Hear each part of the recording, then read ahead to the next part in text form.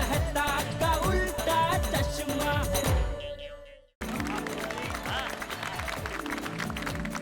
General, तुमको 11 महाव्रत याद तो है, लेकिन गुजराती में बोला लिए मेरे को तो कुछ समझ में नहीं आया। ये तो अभी हिंदी में कहाँ से, तो गुजराती में ही है। कोई बात नहीं है यार, मैं हिंदी में अनुवाद करके समझा देता हूँ सभी को। है प्लीज, थैंक यू मेहता साहब। प्लीज प्लीज मेहता साहब प्लीज। ये जो 11 जीवन मंत्र है, महाव्रत, वो है सत्य, अहिंसा, अस्तेय। नहीं, सत्य, अहिंसा, चोरी न करवी। जनरल, अस्तेय का मतलब चोरी न करना ही। अच्छा। अचौर्य है ना। अपरिग्रह, चीजों को संचित न करना। ब्रह्मचर्य, स्वावलंबन, स्वदेशी, स्वाद का त्याग करना। अब है छुआछूत में विश्वास न रखना और सर्वधर्म समभाव। बहुत बढ़िया, बहुत बढ़िया। थैंक यू मेहता साहब। तो दोस्तों, सबसे पहला जो महाव्रत है सत्य, जिसके बारे में बापूजी ने कल वो भीड़े की पहेली का जवाब देने में बता दिया कि सत्य वो है जिसे कोई तलवार कभी काट नहीं सकती, और सत्य वो है जिसको कभी कोई आंच नहीं आ सकती। इसीलिए कहा गया है सत्यमेव जयते। सत्यमेव जयते। सत्यमेव जयते। हाँ, हमारे शास्त्रों में भी सत्य की महिमा गाई गई है। कहते हैं ना, सत्यम शिवम सुंदरम। और महात्मा गांधी का दूसरा महाव्रत अहिंसा। महात्मा गांधी सत्य और अहिंसा के पुजारी थे, अनुयायी थे, और पूरी दुनिया को इससे बड़ा उपहार नहीं हो सकता जो महात्मा गांधी ने दिया, अहिंसा। बिल्कुल। अहिंसा के बारे में तो मैं आप सब लोगों को कल बता ही चुका हूँ। बापू मानते थे कि अपने या किसी और के लिए भी बुरा सोचना ये भी एक हिंसा है। हाँ, गांधी जी के इसी अहिंसा के संदेश को मान देते हुए पूरे विश्व में आज का दिवस अंतर्राष्ट्रीय अहिंसा दिवस के रूप में मनाया जाता है। और इसी अहिंसा के शस्त्र से बिना खड़ग, बिना ढाल गांधी जी ने हमारे देश को आजादी दिलवाई थी।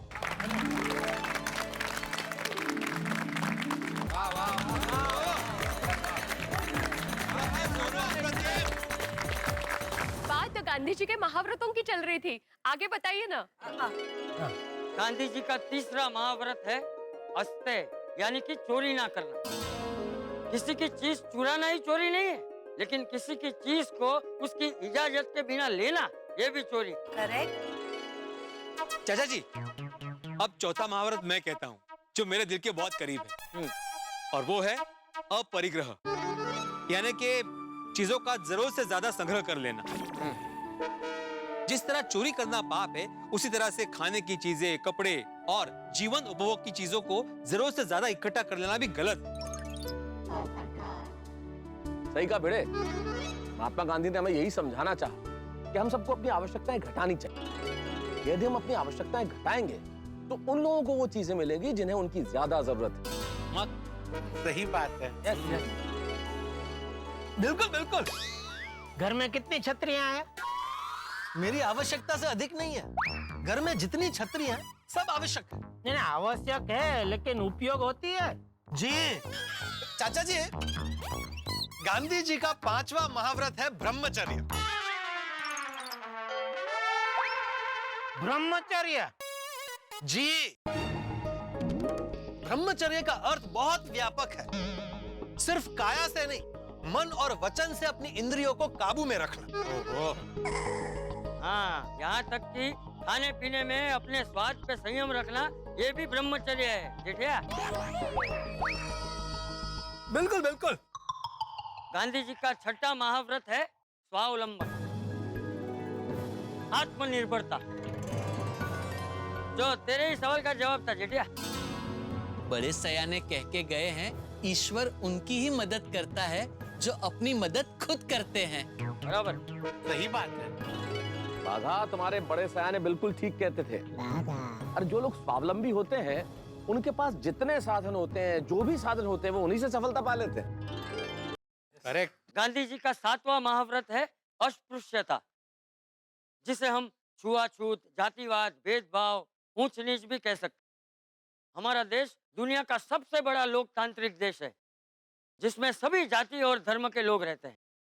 खरतर अस्पृश्यता, जातिवाद, ऊंच नीच आज भी हमारी देश की एकता के लिए सबसे बड़ा खतरा है। हमें उसे दूर करना चाहिए। हाँ बराबर है बराबर है। ओ यारो, गांधी बापू के एक महाव्रत का मैं हमेशा से पालन करता आया हूं, और वो महाव्रत है निर्भयता। सच की राह पे जब आप चलते हैं तो कैसी भी परिस्थिति हो आप डरते नहीं हैं। इसीलिए मैं किसी भी परिस्थिति में कभी डरता नहीं। बिल्कुल। अरे वो तो हमें पता है सोडी, लेकिन कभी कभी तुम्हारे साहस से हम डर जाते हैं। इसीलिए ये महाव्रत याद करना तुम, निर्भयता। थोड़ी निर्भीकता का मतलब सिर्फ शारीरिक साहस से नहीं है, मानसिक साहस से भी। और मेहता साहब, मानसिक निर्भयता होगी तभी तो शारीरिक निर्भयता आएगी। गांधी जी ने हर तरह के डर से मुक्त होने की बात कही। बापूजी, अब मैं करता हूं अपने सबसे पसंदीदा महाव्रत की बात। वो है स्वदेशी। हमारे देश में बनी चीजों को और हमारे भारतीय विचारों को स्वदेशी कहते हैं। गांधी जी हमेशा स्वदेशी चीजों को बढ़ावा देते थे। हमने पहनी ये खादी और ये चरखा उसका प्रतीक है। चरखा हम भले ही आज भूल चुके हों, लेकिन उसके पीछे के विचारों को नहीं भूलना चाहिए। बिल्कुल बिल्कुल, इसीलिए मैं मेरे दुकान में ज्यादा से ज्यादा स्वदेशी चीजों को प्रोत्साहन देता हूँ। क्या बात है जी? नेटू काका, आपने बिल्कुल सही कहा। हमारे देश में बनी हुई चीजों के उपयोग करने से हमारे व्यापारी और कारीगरों की तरक्की होगी। आप लोगों को मैं बता दूं कि हमारे इसरो के सक्सेस के पीछे भी स्वदेशी विचारों का बहुत बड़ा हाथ है। हमारा डीआरडीओ और क्या कौन? डीआरडीओ विठल, रक्षा अनुसंधान एवं विकास संगठन। हाँ, हमारा डीआरडीओ और मेक इन इंडिया फाउंडेशन भी स्वदेशी विचार की पहल है। अब हम भी स्वदेशी चीजों को हमेशा प्रोत्साहन देंगे। गांधी जी का 10वां महाव्रत है आस्वाद, यानी कि स्वाद का त्याग। एग्जैक्टली, क्योंकि स्वाद की वजह से ही लोग कुछ भी खा लेते हैं, और 99% बीमारियां अनहेल्दी खाना खाने से ही होती है। और इसीलिए मैं डाइट फॉलो करने का आग्रह रखती हूँ। और अब क्रम है बापू के 11वें यानी कि अंतिम महाव्रत, और वो है सर्वधर्म समभाव। बापू सर्वधर्म समभाव के प्रणेता थे। दुनिया में सभी धर्मों को समान मानना और सभी को सम्मान देना उनका विचार था। बिल्कुल। और गांधी बापू का ये विचार हमारी गोकुलधाम सोसाइटी की जड़ों में बसा हुआ है। कोई हिंदू है तो कोई मुसलमान, कोई मराठी है तो कोई गुजराती, कोई पंजाबी है तो कोई पारसी। हमारे गोकुलधाम सोसाइटी में सब प्यार से मिलजुल के रहते हैं। हाँ अब्दुल, इसीलिए हमारे गोकुल धाम के कोने कोने में प्यार बसता है। हाँ, इसीलिए तो हमारी गोकुल धाम को मिनी इंडिया कहते हैं। सही बात है। वाह बबीता जी, वाह, क्या बात कही है। बहुत बढ़िया बच्चों, बहुत बढ़िया बात है।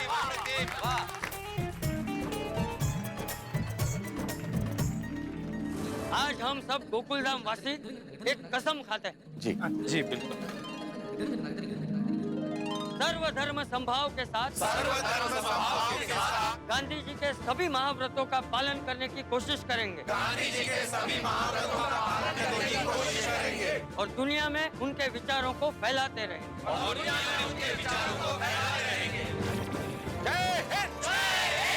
मित्रों, दिनकर जी ने एक बड़ी श्रेष्ठ कविता लिखी थी, उसका एक अंश याद आ गया। यदि आप लोगों की अनुमति हो तो मैं वो सुनाऊं? हाँ, अरे सुनाइए सुनाइए। उन्होंने लिखा कि एक देश में बांध संकुचित करो ना इसको। गांधी का कर्तव्य क्षेत्र दिख नहीं, काल है। गांधी है कल्पना जगत के अगले युग की। गांधी मानवता का अगला उद्विकास। क्या बात है। वाह वाह वाह मेहता साहब, वाह। मित्रों, आज इस अवसर पर मैं एक और महापुरुष का स्मरण करना चाहता हूं। एक अद्भुत संयोग है कि 2 अक्टूबर के दिन उनका भी जन्म था, जिन्होंने जय जवान जय किसान जैसा नारा दिया, जिनसे हमें प्रेरणा मिली। आइए हम नमन करें स्वर्गीय श्री लाल बहादुर शास्त्री को, और ईश्वर से प्रार्थना है कि हम इन महापुरुषों के बताए मार्ग पर चल सके, ताकि एक नव भारत का निर्माण हो। बिल्कुल। आज का दिन हम लोग कभी नहीं भूलेंगे, नहीं? आज का अनुभव ही हमारे लिए अनमोल इनाम है। तो अभी बापूजी अनमोल इनाम नहीं देंगे तो चलेगा ना? हाँ हाँ, अरे चलेगा ना, बोलो ना, आज का अनुभव ही अनमोल इनाम। अरे नहीं नहीं, बात तुम्हारी सही है, लेकिन मैं तुम सबको उतना ही अनमोल इनाम देने वाला हूँ। अरे ऐसा ही अनमोल इनाम और क्या हो सकता है? एक मिनट, कपूर सेना, रेडी दादाजी? मैंने कहा था वैसे सबको दे दो। हाँ दादाजी।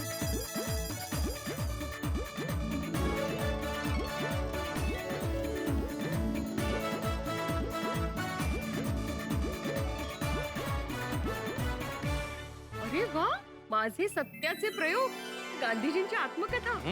अरे वाह, ये तो बंगाली में है। आत्मकथा अथवा सत्यर प्रयोग, क्या बात है। अरे वाह, थैंक यू चाचा जी। थैंक यू बापू जी। एक लेखक को इससे बढ़िया तोहफा मिल ही नहीं सकता। सच दे नाल मेरे प्रयोग, सच्चाई के साथ मेरे तजुर्बात। इससे बढ़िया अनमोल इनाम कोई हो ही नहीं सकता। हाँ, लेकिन इसको पढ़ना और दूसरों को भी इसे पढ़ने के लिए देना, तो ही इसका उद्देश्य सार्थक होगा। हाँ बिल्कुल बिल्कुल। तो चलो, गांधी जी की पहचान देते एक गाने से हम इस समारोह का समापन करेंगे। हाँ। राष्ट्रपिता महात्मा गांधी, मोहनदास करमचंद गांधी और हमारे प्यारे बापू, हमारा भारत देश और पूरी दुनिया उनकी 150वीं जन्म जयंती मनाने जा रही है। अगर हम प्रामाणिकता से मनोमंथन करें और सोचें, तो हमें प्रतीत होगा कि आज की प्रगति की अंधी भागदौड़ में हम गांधी जी के मूल्यों और सिद्धांतों को भूल रहे हैं, और हम भूल रहे हैं उन जगहों को जहाँ पे गांधी जी के जीवन की और हमारे स्वातंत्र्य संग्राम की नींव रखी है। देखा जाए तो हम हमारे बच्चों को पर्यटन स्थल, सिनेमा, रेस्टोरेंट और देश विदेश घूमने लेके जाते हैं, लेकिन हम गांधी जी से जुड़ी हुई उन जगहों पर नहीं लेके जाते हैं जहां हमारे स्वातंत्र्य संग्राम की अहम भूमिका रही हो। तारक मेहता का उल्टा चश्मा की टीम की ओर से हम हमारी आने वाली पीढ़ी को हमारे महान इतिहास से रूबरू कराने की एक विनम्र कोशिश कर रहे हैं। तो चलिए, हम आपको ले चलते हैं गांधी जी की उन जगहों पर जो हमारे भारत के इतिहास में स्वर्ण अक्षरों से अंकित है। चलिए, पोरबंदर। ये देखो बच्चों, ये वो स्थान है जहाँ पे महात्मा गांधी जी का जन्म हुआ था, जिसे आज कीर्ति मंदिर के नाम से जाना जाता है। और यहीं पे पास में कस्तूरबा जी रहती थी। कीर्ति मंदिर का निर्माण होने से पहले यहाँ पर इस जगह पे 3 मंजिला हवेली थी, जिसे महात्मा गांधी जी के परदादा यानी कि श्री हरजीवन रायदास जी ने 17वीं शताब्दी में खरीदा था। बाद में बापूजी को सम्मान देते हुए इस जगह की कायाकल्प करके यहाँ पे कीर्ति मंदिर का निर्माण हुआ, जिसका उद्घाटन हुआ था 1950 में हमारे सरदार वल्लभ भाई पटेल जी के हाथों। वाओ, इसका आर्किटेक्चर कितना सुंदर है ना। क्योंकि बेटा, इस मंदिर के निर्माण में एक खास बात है। इस मंदिर के निर्माण में हिंदू, बुद्धिस्ट, जैन, पारसी, ईसाई और इस्लाम धर्म की वास्तुकलाओं का मिश्रण किया गया है। इसीलिए ये मंदिर सर्वधर्म समभाव का प्रतीक है। गांधी जी के 79 इयर्स के जीवन काल को ध्यान में रखते हुए इस मंदिर की लंबाई और चौड़ाई 79 फीट रखी गई है। वहाँ पे सत्य और अहिंसा भी लिखा हुआ है, देखो। ओए यारो, ये जगह पे आके एकदम गजब का अनुभव हो रहा है। एकदम यूनिक डिजाइन है। बच्चों, इस मंदिर का निर्माण उद्योगपति नानजी भाई कालिदास मेहता ने बड़े मन से पुरुषोत्तम भाई मिस्त्री के हाथों करवाया था। और अब इस जगह की देखभाल भारत सरकार का आर्कियोलॉजिकल विभाग कर रहा है। यहाँ पर गांधी जी के बहुत ही करीबी मगनलाल गांधी और महादेव देसाई का कमरा भी है। महादेव देसाई जी लेखक भी थे और गांधी जी के सेक्रेटरी भी थे, और मगनलाल गांधी गांधी जी के चाचा के लड़के थे। मगनलाल गांधी ने ही गांधी बापू को स्वतंत्रता की मुहिम का नाम सत्याग्रह रखने का कीमती सुझाव दिया था। चलो बच्चों, अंदर चलते हैं। तो मित्रों, पोरबंदर के बाद हम आपको ले चलते हैं राजकोट। मित्रों, इस आधुनिक युग में बेहद आवश्यक है कि हम नई पीढ़ी को महात्मा गांधी से अवगत कराएं। महात्मा गांधी ने जो संदेश दिए थे वो इस पीढ़ी को बताएं। महात्मा गांधी से जुड़ी चीजें, जगह ये पीढ़ी जाने, देखे। तो आप भी आए, देखें, अपने बच्चों को भी दिखाएं, ताकि आने वाली पीढ़ियां देख सकें। तो आइए मिलकर देखते हैं तारक मेहता का उल्टा चश्मा। देखते रहिए, हंसते रहिए। चलो बच्चों, अब हम वहां जाते हैं जहां पे गांधी बापू ने अपने स्कूल के साल बिताए हैं, राजकोट।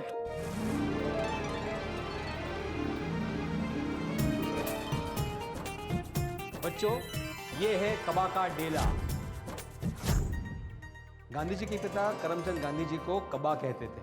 बच्चों, करमचंद गांधी जी राजकोट के दीवान थे। महात्मा गांधी जी अपनी छोटी उम्र में पोरबंदर से इस घर में रहने के लिए आए थे। 1881 से लेकर 1920 तक वे लोग इस घर में रहे। फिर परिस्थिति के कारण उनको ये घर बेचना पड़ा। और फिर उस समय के सौराष्ट्र के मुख्यमंत्री ढेबर भाई ने ये घर खरीद लिया। लेकिन फिर गांधी बापू की 100वीं जन्म जयंती पर गांधी स्मृति के नाम से म्यूजियम के रूप में समाज को अर्पित कर दिया।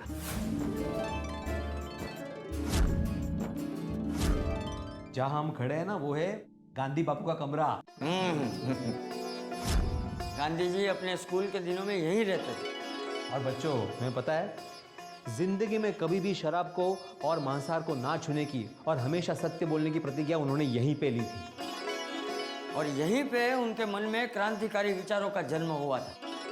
और फिर इसी घर से वो साउथ अफ्रीका गए थे पढ़ने के लिए। वाह भिड़े अंकल, यहाँ पे सच में गांधी जी के बारे में बहुत कुछ पता चला। हमें बहुत मजा आया। अरे लेकिन बच्चों, अभी बहुत कुछ देखना बाकी है। अभी और क्या देखना बाकी है बाबा? स्कूल। क्या भिड़े अंकल, यहाँ पर भी आकर स्कूल। अरे गोया, ये कोई साधारण स्कूल नहीं है। महात्मा गांधी जी जहाँ पढ़े थे वो स्कूल, गांधी जी का स्कूल। बच्चों, ये है Alfred high school. Mahatma Gandhi ji की पढ़ाई इसी स्कूल में हुई थी। आजादी के बाद गांधी जी के सम्मान में इस स्कूल का नाम रखा गया मोहनदास गांधी विद्यालय। और बच्चों, पिछले साल ही राजकोट की महानगर पालिका ने इसे गांधी म्यूजियम का रूप दिया है। तो चलिए ना, जल्दी से अंदर जाके देखते हैं। हाँ चलो चलो, मैंने तो टिकट्स भी ले लिए हैं। चलो।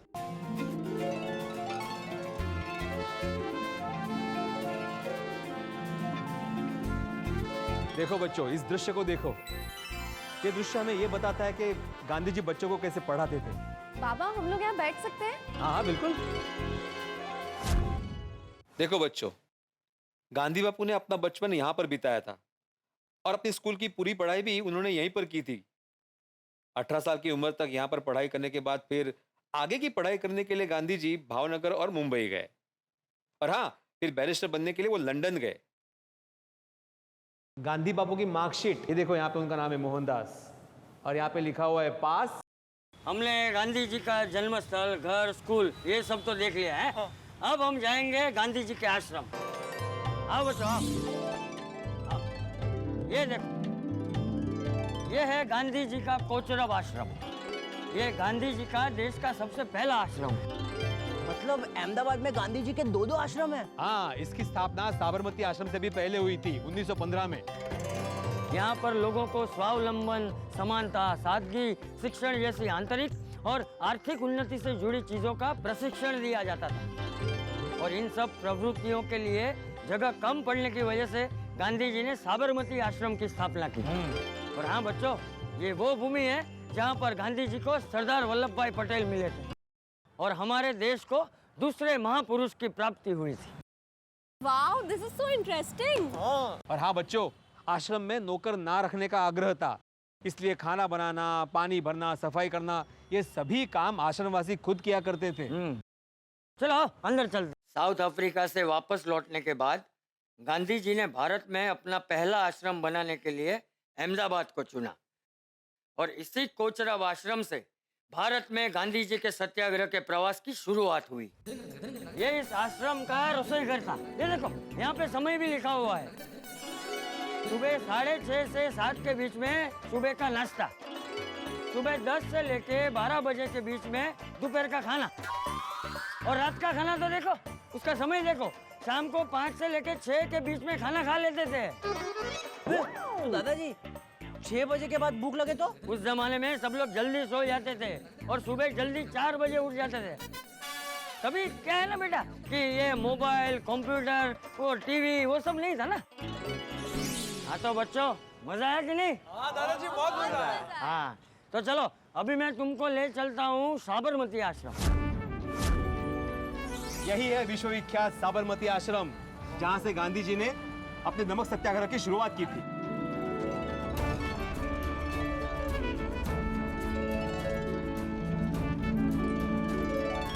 बच्चों, ये साबरमती आश्रम यहाँ पे जितनी भी भाषा में लिखा है ना, वो सारी भाषाएं महात्मा गांधी जी को आती थी।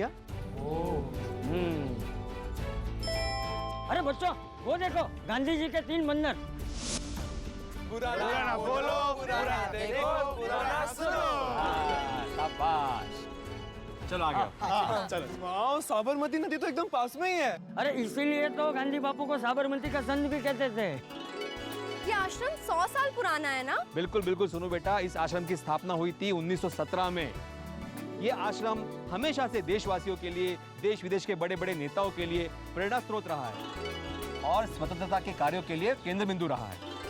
गांधी बापू यहाँ पे लोगों में स्वतंत्रता जगाने के साथ साथ खेती, पशुपालन, ग्रामोद्योग जैसे रचनात्मक कार्य भी करते थे। ओए यार, मैं तो ये सब देखने के लिए बहुत एक्साइटेड हूँ। चलिए चलिए, सबसे पहले गांधी जी का घर देखते हैं। चल बेटा। ये देखो बच्चों, ये है गांधी बापू का घर।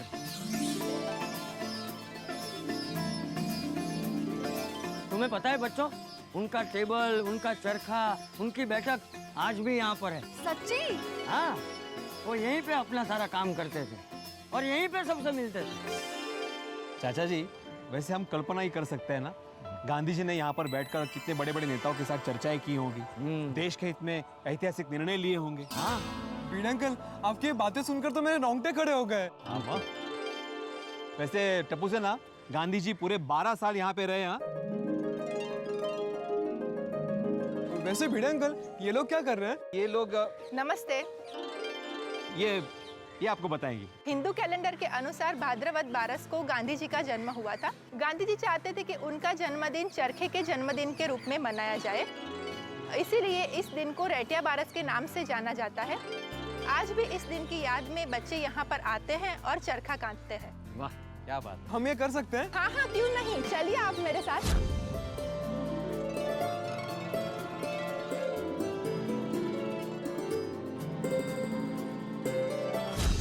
वाह वाह। हाँ, यहाँ पे है कस्तूरबा जी का रूम, ये उनका गेस्ट रूम और यहाँ पे है उनका किचन।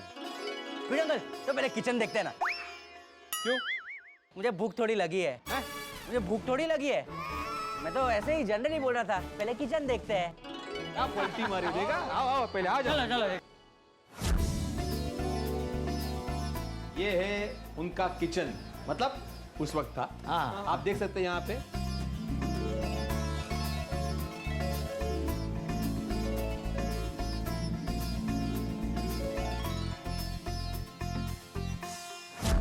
ये देखो बच्चों, आचार्य श्री विनोबा भावे जी और मीराबेन यहाँ पे रहते थे। ये उनकी कुटीर है। आ जाओ देखते हैं। ये है साबरमती आश्रम का म्यूजियम। यहाँ पे गांधी जी की कुछ पुरानी चीजें, कुछ पुराने लेटर्स, कुछ पुराने फोटोग्राफ्स है जो हम देखेंगे। हाँ, आओ इस तरफ।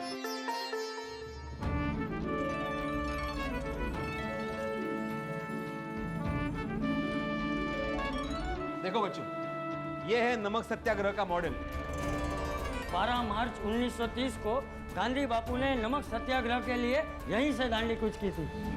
तुझे पता है टपुड़ा, गांधी जी ने इस चरखे की मदद से लोगों को खादी वस्त्र बनाना सिखाया ताकि लोग आत्मनिर्भर बन सके। और जहाँ पे ये सब सिखाया जाता था, उस जगह को उद्योग मंदिर के नाम से जाना जाता था। वाह दादाजी, बहुत ही मजा आ गया। कोचरब आश्रम तो अच्छा था ही, ये साबरमती आश्रम भी बहुत अच्छा है। चलो चलो।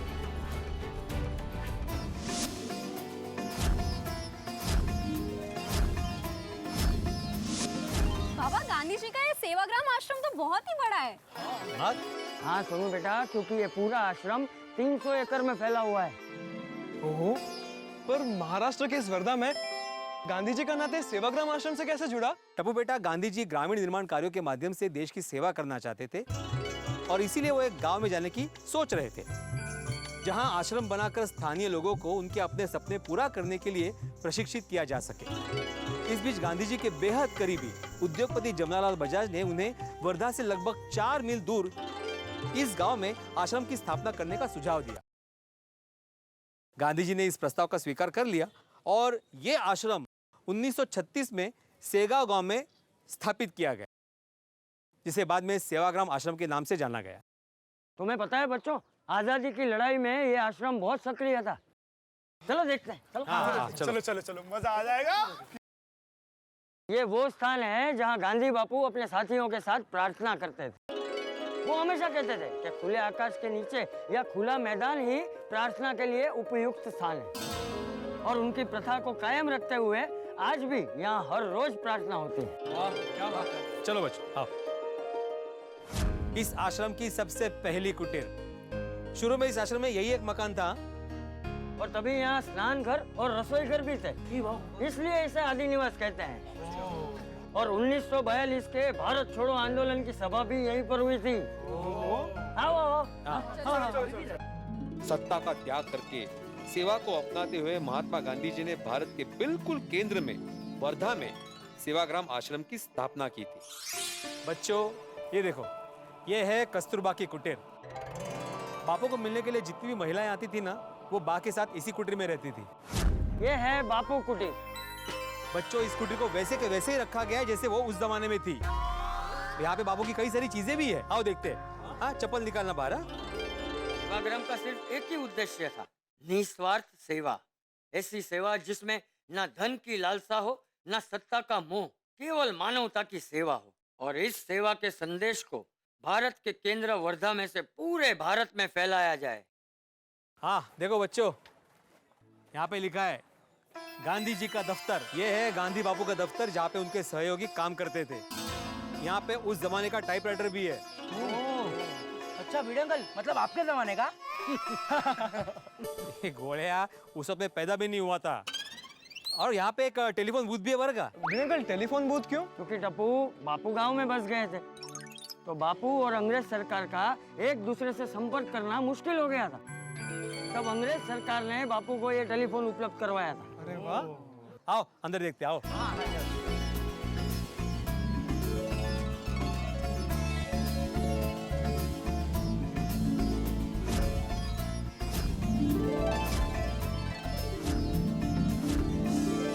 सेवा, सादगी, सर्वधर्म संभाव और अहिंसा, ये 4 सिद्धांत गांधी जी ने पूरे विश्व को सिखाए।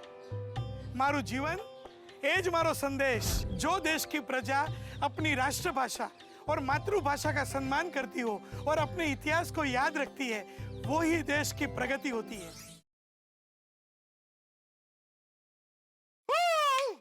Hello, hello, hello. एक मिनट। हाँ दादाजी, पहले आगे पीछे, ये उछाला मारा, आगे पीछे घुमाया मारा। हेलो। अरे नवरात्रि कल से और दादा पोते की नवरात्रि आज से शुरू हो गई। हाँ, ये टप्पू मुझे दांडिया के नए दादर सिखा रहा है। दांडिया के नए दादर? पापा स्टेप्स स्टेप्स। ओ दादर स्टेप। लाया लाया बापू लाया। बापू बापूजी लाए बापूजी लाए। चलिए पापा, आपको भी डांडिया सिखाता हूँ। अरे नहीं टप्पूड़ा, उसे रहने दे, ये एक नंबर का आलसी है। नहीं बापूजी नहीं, किसी और चीज में मैं आलस कर सकता हूँ, लेकिन डांडिया और गरबा में आलस बिल्कुल नहीं। आधी रात को उठा के बोलेंगे ना, चले डांडिया गरबा करने लग, मैं करने लगूंगा। हाँ तो चले डांडिया कर। पापा ये लीजिए, मैं अपने लिए दूसरी डांडिया लेकर आता हूँ। लेके आ। क्या कौन सा नया दादर सीखा है बापूजी टप्पू ने? उसने अभी में करना था। पहले ये नहीं अरे टप्पू आ गया। ओ छोटी दया, आज उत्साह में एकदम। हाँ पापा, चलिए मैं आपको स्टेप सिखाता हूँ। पहले ये 1 2 3 4। एक मिनट, ये क्या किया? तू खड़ा क्यों रह गया? चल नाच। अरे टप्पूड़ा, तुम दोनों खड़े क्यों रह गए? नाचो। नहीं बाबूजी, बस अभी मुझे बख्श दीजिए, मुझे दुकान जाना है, बहुत काम है। हाँ बेटा, वैसे क्या हो, एक तो मैं सीख गया। हाँ बाबूजी, जय जिनेंद्र। मैं बाय पापा। बाय पापा। चल टप्पूड़ा, हम दोनों तो मित्रों, देखा आपने कल, आज और कल यानी कि दादा, पुत्र और पौत्र, दादा, बेटा, पोता, तीनों पीढ़ियां एक साथ। मित्रों, बड़ा परिवार भाई कमाल है। तीनों पीढ़ियां एक साथ रहती है, हंसती है, खेलती है, और यकीन मानिए जिंदगी का आनंद तीनों पीढ़ियां एक साथ मिलकर उठाती है। और तीनों पीढ़ियां साथ में गरबा भी खेलती है। भाई बड़ा परिवार पे ईश्वर की विशेष कृपा है।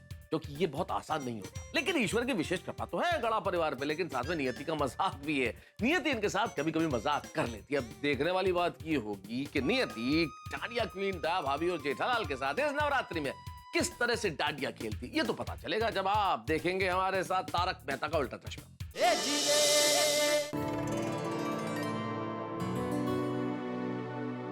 तारक, क्या कर रहे हैं आप? आर्टिकल लिख रहा हूँ भाई। माता जी की तस्वीर सामने रख के? चलिए, आद्य शक्ति नव स्वरूपा माता जी की भक्ति का त्योहार प्रारंभ होने जा रहा है। नवरात्र माता जी की तस्वीर सामने रख के एक लेख लिख रहे हैं, और माता जी की तस्वीर सामने है ना, तो भक्ति भाव और उमड़ रहा है और प्रेरणा मिल रही है अच्छा लिखने की। और अच्छा लिख रहा हूँ। हाँ, ये बात तो है। माता जी हम सबको इंस्पिरेशन देती है। बिल्कुल। वैसे तारक, इस बात से एक बात याद आई।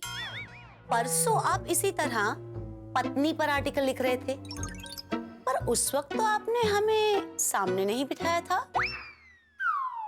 नहीं नहीं, तुम्हारी बात बिल्कुल जायज है, लेकिन मैंने अपने सामने करेला रख लिया था वो लेख लिखते वक्त। करेला देखा तो मेरा लेख अपने आप ही कड़वा हो गया, मतलब बढ़िया हो गया। करेले ने तुम्हारी कमी पूरी कर दी और लेख इतना बढ़िया हो गया वो लेख पढ़ के कई लोगों के सिंपैथी के लिए फोन आया मेरे पास।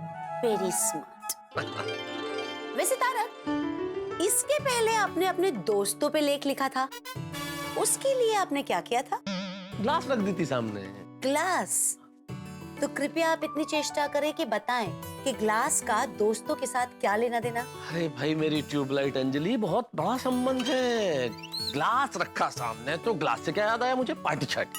पार्टी चार्ट याद आई तो दोस्त याद आ गए, दोस्त याद आए तो दोस्ती याद आ गई, और तमाम दोस्तों को ये लेख पढ़ के अपने अपने दोस्त याद आ गए, और सभी ने पार्टी चार्टी कर ली मेरी करेला क्वीन। वाह वाह वाह वाह वाह। वैसे आपको मानना पड़ेगा हाँ तारक, करेला देखकर पत्नी पर लेख लिखते हैं, ग्लास देखकर दोस्तों पे लेख लिखते हैं। अगर आपको आपके कॉलेज के वक्त की सखियों पर लेख लिखना होता है तो आप क्या सामने रखते हैं? फिर कुछ सामने रखने की जरूरत ही कहाँ अंजलि, बस आंखें बंद कर लेता हूँ और सब कुछ याद आ जाता है। अच्छा, तो आज से आपको सिर्फ और सिर्फ करेले की सब्जी, करेले के पराठे और करेला युक्त खिचड़ी मिलेगी। अंजलि क्या कर रही हो भाई? अंजलि मजाक कर रहा हूँ यार, अत्याचार मत करो मुझ पे। भाई माता जी की भक्ति का, उपासना का, गरबा डांडिया का शुभ त्योहार शुरू होने वाला है, और तुम प्लीज मुझ पे अत्याचार मत करो अंजलि। प्लीज मुझे अच्छा खाना खिलाओ। ओके ओके, माता जी का शुभ त्योहार शुरू हो रहा है इसलिए आपको क्षमा किया जाता है। अरे वाह। नवरात्रि स्पेशल डिस्काउंट मिलता है आपको मिस्टर मेहता, जिसमें आप अपनी चॉइस का खाना खा सकते हैं। अरे वाह अंजलि, मुझे पता था तुम मुझ पे अत्याचार नहीं कर सकती। माता जी की भक्ति का त्योहार प्रारंभ हो उससे पहले घर में खुशियों का त्योहार प्रारंभ हो गया। जय हो माता जी। हे माँ, आपकी शक्ति से बुरे विचारों का नाश होता है, आपकी भक्ति से वातावरण पवित्र होता है, शुद्ध होता है, हृदय में अच्छे विचार आते हैं। देखिए ना, आप ही की भक्ति की वजह से अंजलि के हृदय में अच्छे विचार आए और उसने मुझे वादा किया कि अच्छा खाना खिलाएगी। जय हो माता जी की, जय हो। जय हो माता जी की। तारक, क्या हो गया आपको? अंजलि प्लीज मुझे डिस्टर्ब मत करो, मुझे शक्ति स्वरूपा माँ दुर्गा पे लेख पूरा करना है। प्लीज तुम अपना काम करो, मुझे अपना काम करने दो। हाँ तो आप अपना लिखिए, मैं तो चली क्लब हाउस। हम महिला मंडल थोड़ी डिफरेंट स्टाइल के गरबा की प्रैक्टिस करने वाले। इस बार हम महिला मंडल गोकुलधाम में सालसा गरबा स्टेप्स करने वाले हैं। सालसा गरबा? और हम सबको सालसा गरबा सिखाने के लिए स्पेशल कोरियोग्राफर आने वाली है। क्या बात कर रही हो? ये टू गुड यू नो। लेकिन अंजलि, सालसा तो जोड़ियों में होता है, तो हमने क्या गुनाह किया भाई? हमें भी बुलाओ सालसा गरबा सीखने के लिए। अभी तो आपने कहा कि आपको ये आर्टिकल अर्जेंट लिखना है, और वैसे भी गोकुलधाम के दूसरे मर्द भी अपने अपने काम में व्यस्त होंगे। वो सब छोड़िए, मैं तो आपको मेरी हस्तकला का नमूना दिखाने आई थी। मेरी गरबी कैसी है? बहुत अच्छा अंजलि, तुम तो वैसे भी कमाल बनाती हो ये सब चीजें। ठीक है, अब आप अपना आर्टिकल अच्छे से लिखिए, मैं चली क्लब हाउस सालसा गरबा सीखने।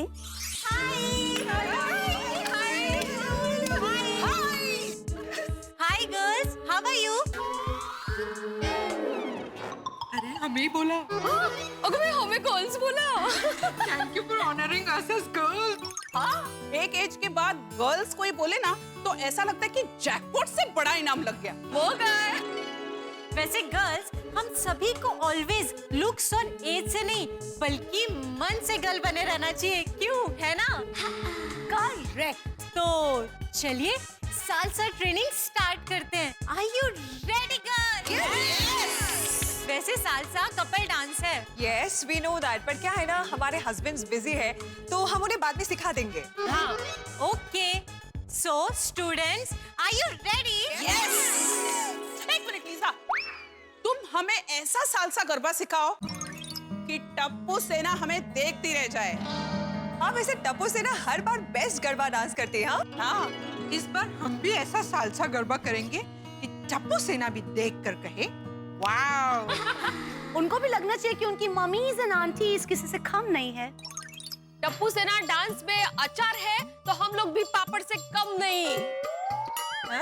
अरे भावनाओं को समझो, शब्दांचं महत्व नहीं है।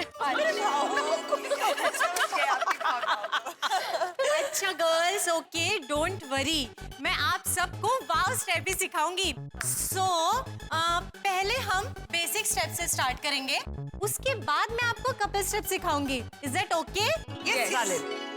सबसे पहले आपका जो लेफ्ट लेग है वो राइट साइड में जाएगा, उसके साथ हाथ भी जाएगा। देखिए ऐसे 1 2 3 4, 1 2 3 4 कीजिए, आप लोग कीजिए 1 2 3 4, 1 2 3 4 टर्न। ओके, तो चलिए मैं अब आपको म्यूजिक के साथ करके बताती हूँ, फिर आप लोगों के साथ करूंगी। वाह बबीता जी, आप तो प्रोफेशनल सालसा डांसर जैसा डांस करती हो। Thank you so much. Actually पहले ना मैंने थोड़ा सा सीखा था इसलिए। पर thank you so much. Madhavi ji, आपने भी बहुत अच्छा डांस किया। Thank you. रोशन जी, आपने तो सालसा और भांगड़ा का कॉकटेल ही कर दिया। सॉरी, मैं जब भी मेरे रोशन के साथ कोई पण डांस करती हूँ ना, उसमें भांगड़ा करने लगता है, तो मुझे भी आदत हो गई है। कोमल जी, आप हेल्दी हो लेकिन इसके बावजूद आपके स्टेप्स रिदम में थे। Thank you. अंजलि जी, आपने भी बहुत ग्रेसफुली डांस किया। Thank you. अब आप लोग घर पे प्रैक्टिस करना। ओके। और हाँ, यहाँ भी 1-2 घंटे प्रैक्टिस करना। Is that okay? जी लिसा माँ। अरे वो टीवी पे डांस गुरु को कहते हैं ना माँ। Oh that way. इसलिए लिसा माँ। ओके बेटी। सच में आप गोकुल धाम वासी ना बड़े फनी हो। चलिए मैं चलती हूँ, मुझे दूसरे क्लास भी जाना है। Bye bye bye bye bye bye bye. Thank you.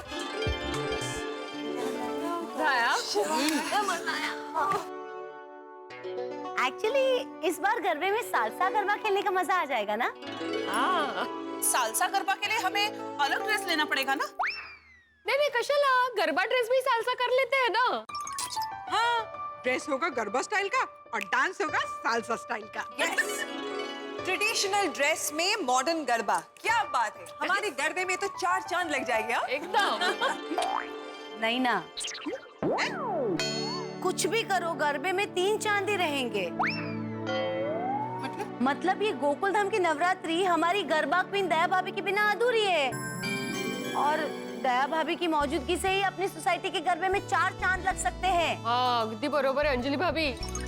Garba यानी दया भाभी और दया भाभी यानी garba. Just like me and Tarak, कलम बिना साई अधूरी है, साई बिना कलम अधूरी। पर हमारे दया भाभी का गरबा 4 नहीं 8 चांद के बराबर है। उनके बिना गरबा मतलब दही बगर की लस्सी। करेक्ट। इस नवरात्रि में अगर दया भाभी अहमदाबाद से गोकुल धाम आ जाए ना, तो कितना मजा आ जाएगा। हाँ, गणेश उत्सव में भी नहीं थी दया भाभी, और अभी नवरात्रि में भी नहीं है। अब बहुत हो गया। इस बार नवरात्रि में दया भाभी को वापस आ ही जाना चाहिए। हम लोग जेठा भाई को फोन करके अभी बात करते हैं ना।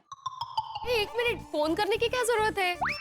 हम लोग नवरात्रि शॉपिंग के लिए मार्केट जा ही रहे ना। हाँ। तो मार्केट के बाजू में ही जेठा भाई की दुकान है, पर्सनली जाके ही मिलते हैं। Good idea. और उनको बताते हैं कि अब भी दया भाभी को कांटेक्ट करो और उनको बोलो कि नवरात्रि में गोकुल धाम में आना ही है आपको। Very good idea. हाँ। हम लोग जेठा भाई को फोन करके पूछते हैं कि वो फ्री है कि नहीं। अगर वो फ्री होते हैं तो उनको मिलने चलते हैं। हाँ। ठीक है, मैं जेठा जी को अभी फोन करती हूँ। अभी ये बिल की एंट्री इसमें कहाँ है? सेठ जी, ये बिल की एंट्री मैंने इसमें की है। ओ बबीता जी का हाँ, तो बताओ मुझे, इसमें बताओ कहाँ है पे जी।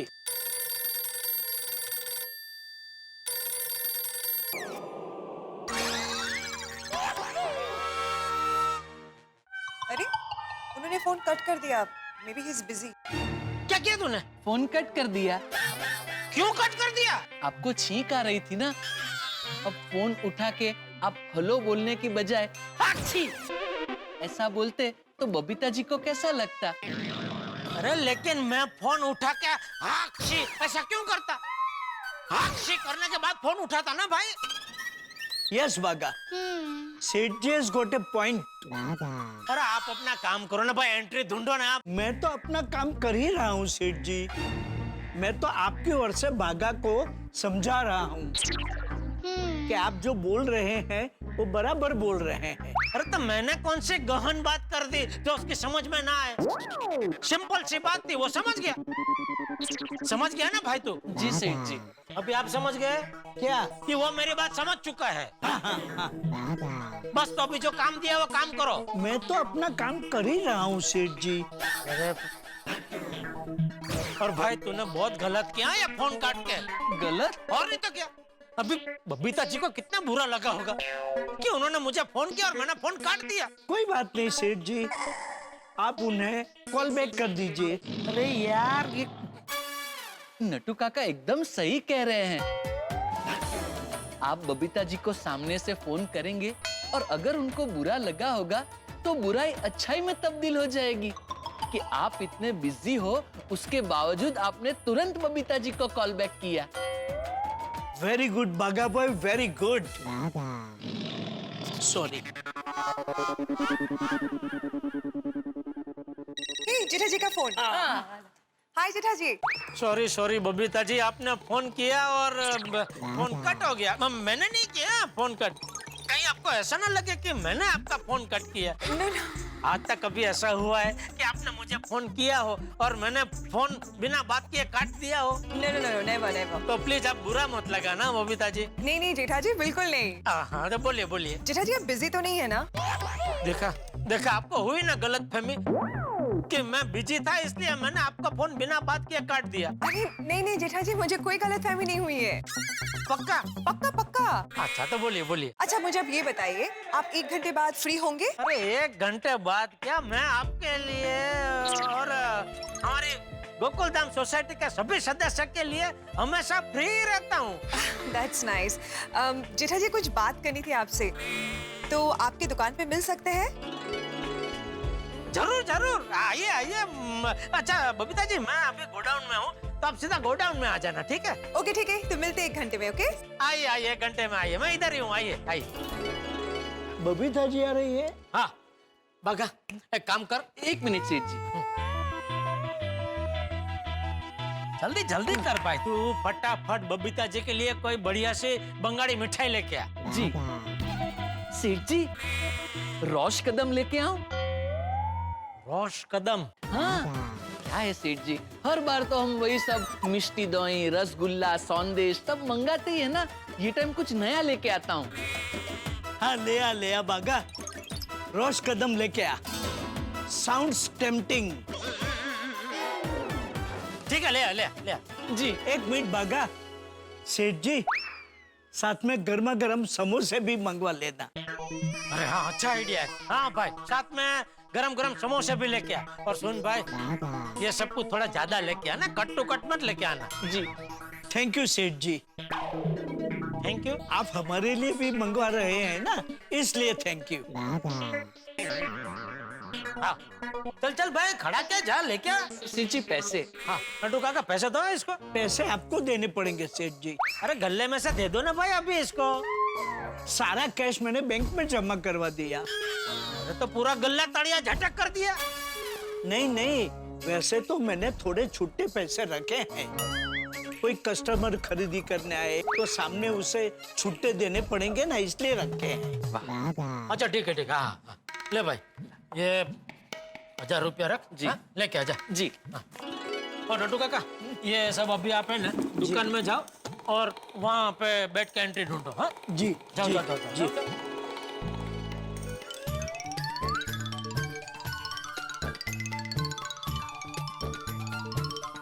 हाँ बागा, कहाँ पहुँचा तू? भाई पता है अभी निकला, मैंने इसलिए फोन किया कि तू आते आते रास्ते में किसी के साथ टाइम पास करने खड़े मत रह जाना, फटाफट सब लेके आ जाना। हाँ फटाफट। ओके हाँ रेडी। ओके तो पहले शॉपिंग फिर जेठा भाई की दुकान। चलिए। Shall we march? यस। भाई हो शांति से बात करो, दुनिया हिला दूंगा मैं तुम्हारी, समझते क्या अपने आप को? अभी पोपट बहू जी का मूड ठीक नहीं लग रहा है। इनकी तो खुद की दुनिया हिली हुई है आज। अरे ऐसे कैसे मेरे लिए जोड़ी नहीं मिल रही है? ढूंढो, ढूंढने से भगवान मिल जाता है, जोड़ी कैसे नहीं मिलेगी? तुम जब कॉलेज में पढ़ते थे ना, तब से हर साल तुम्हारे पिताजी के पास तुम्हारे मैरिज ब्यूरो में मैं एनुअल फीस भरता आया हूँ। अभी तुम्हारी शादी हो गई, तुम्हारे बच्चे स्कूल में पढ़ने लगे और तुम्हें मेरे लिए दुल्हन नहीं मिल रही है। अरे मैं कह देता हूँ, मेरे लिए सुकन्या ढूंढो, वरना मुझे मेरा पैसा वापस दो। हाँ हाँ, वो तो रिफंड में लेकर ही रहूंगा और मेरे लिए जोड़ी भी तुम्हें ढूंढ कर दिखाऊंगा। रखो phone. Good morning. Good morning बहनों। Good morning. Good morning. Navratri की तैयारी कैसे चल रही है? मस्त बढ़िया चल रही है। Very nice. हाँ। देखिए मेरी बहनों, मैं इधर उधर की बात किए बिना डायरेक्ट मुद्दे की बात करूं आपसे? हाँ हाँ हाँ हाँ पोपट भाई कहिए क्या बात है? अरे बात क्या, एक रिक्वेस्ट है। अच्छा। आप सब नवरात्रि की तैयारी इतने उत्साह के साथ कर रही हैं, ये देखकर बहुत अच्छा लग रहा है। मैं चाहता हूं कि उतने ही उत्साह के साथ आप मेरी शादी की भी तैयारी करें कि पोपट भाई की शादी कब करेंगे, कैसे करेंगे, कहाँ करेंगे, और क्या है ना, बाकी सब तैयारी तो हो जाएगी लेकिन शादी के लिए सबसे जरूरी है एक सुकन्या का होना। तो मैं आप सबसे हाथ जोड़ के रिक्वेस्ट कर रहा हूँ कि प्लीज अब मेरे लिए कोई सुकन्या ढूंढिए। पोपट भाऊजी क्या अभी, हम लोग हमेशा ढूंढते हैं और हमेशा इस बात पे डिस्कशन करते हैं। लेकिन अब मुझे आश्वासन नहीं, परिणाम चाहिए। हर नवरात्रि में सब जोड़े में डांडिया खेलते हैं और मैं अकेले अकेले खेलता रहता हूँ।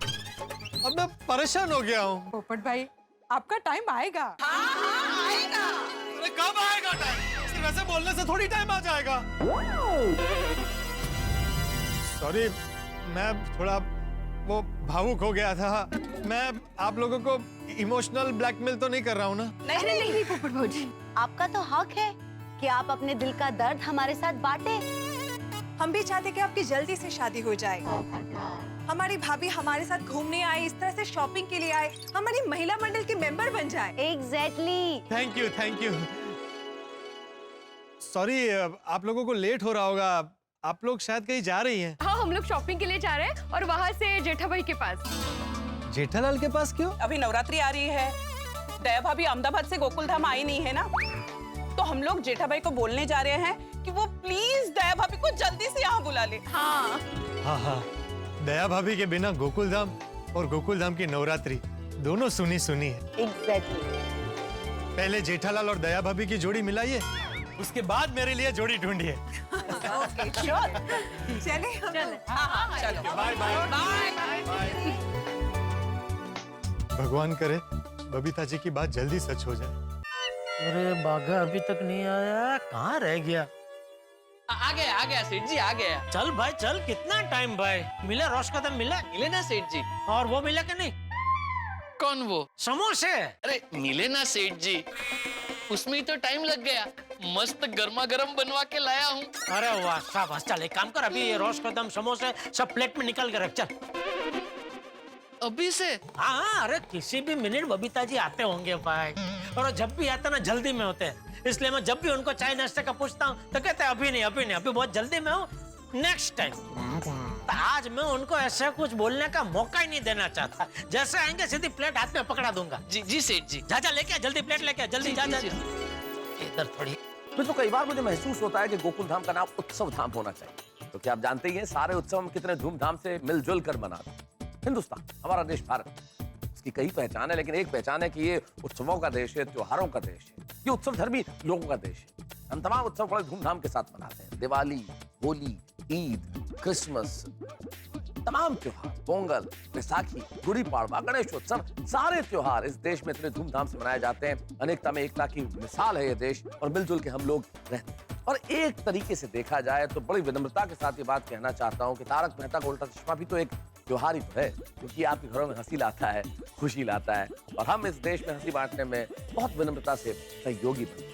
आइए कल के त्योहार, यानी कि कल के एपिसोड में मिलते हैं, हंसते हंसाते हैं, जहां आप ये त्योहार हंसते हंसाते मनाएंगे और कहेंगे देखते रहिए तारक मेहता का उल्टा चश्मा, देखते रहिए, हंसते रहिए।